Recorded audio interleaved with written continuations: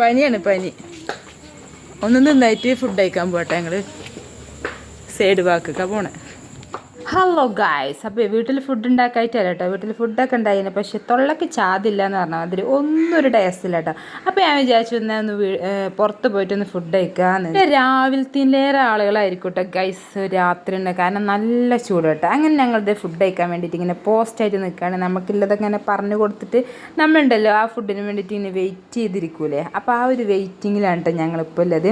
അപ്പോൾ സിജു ഓരോരോ തമാശ കാര്യങ്ങളൊക്കെ പറയുന്നുണ്ട്. അപ്പോൾ ഞങ്ങളിങ്ങനെ ഫുഡിന് വെയിറ്റ് ചെയ്തിരിക്കുകയാണ് കേട്ടോ. നമ്മൾ ഓർഡർ ചെയ്തിട്ടുള്ളത് ഒരു ഫുൾ പെരി പെരി ചിക്കൻ ആയിരുന്നു കേട്ടോ. പിന്നെ സിജു ആയിരുന്നു ഫ്രൈഡ് റൈസ് കഴിച്ചിട്ടില്ല എന്ന് പറഞ്ഞിട്ട് പിന്നെ ഞങ്ങൾ ഫ്രൈഡ് റൈസും കൂടി ഓർഡർ ചെയ്തിട്ടോ. അങ്ങനെ ഗൈസ് നമ്മൾ ഫ്രൈഡ് റൈസിനും കൂടി ഇല്ലേ കാത്തിരിപ്പിലാണ് കേട്ടോ.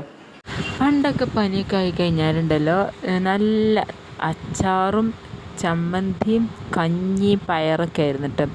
ഇപ്പം അതിന് വേണ്ടിയിട്ട് നല്ല പനിയും തൊണ്ടവേദനയൊക്കെ ഉണ്ടായാൽ നേരെ തിരിച്ചാണ്. ചിക്കൻ പൊരിച്ചത്, fried rice, peri peri chicken, മന്തി, അൽഫാം, കുഴിമന്തി, അതേപോലെ തേങ്ങാച്ചോറ്, ബിരിയാണി, ഇതിനൊക്കെയാണ് കേട്ടോ ഇപ്പോൾ ബോധ്യം.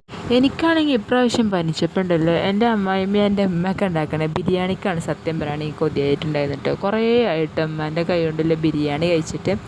അന്ന് നാട്ടിൽ പോയപ്പോൾ ഞാൻ സർപ്രൈസ് ഒന്നല്ല, അങ്ങനെ ഞാൻ പറയേണ്ടെന്ന് വിചാരിച്ചിട്ട് ഉമ്മൻ്റെ അടുത്ത് പറഞ്ഞിട്ടുണ്ടായില്ല. അപ്പോൾ ആ ബിരിയാണി നഷ്ടപ്പെട്ടിട്ട് പിന്നെ ഉമ്മൻ്റെ കണ്ണ് ഓപ്പറേഷനൊക്കെ ചെയ്തായിരുന്നു. അവിടെ നിന്ന് ഇങ്ങോട്ട് ബിരിയാണിയും വെച്ചിട്ടുണ്ടായില്ല. ഇൻഷാ അല്ലാഹ് ഇപ്രാവശ്യം ഞങ്ങൾ നോമ്പിന് പോകുമ്പോൾ ഉമ്മനെ കൊണ്ട് ബിരിയാണി വെക്കണം എന്നാണ് ഞാൻ കരുതുന്നത്. അങ്ങനെ അതേ ഗൈസ് നമ്മളെ കുബൂസും പെരി പെരി ചിക്കനൊക്കെ വന്നു, മയോനൈസും പിന്നെ ഒരു തക്കാളി ചമ്മന്തി, നല്ല ടേസ്റ്റ് ഉണ്ടായിരുന്നു കേട്ടോ.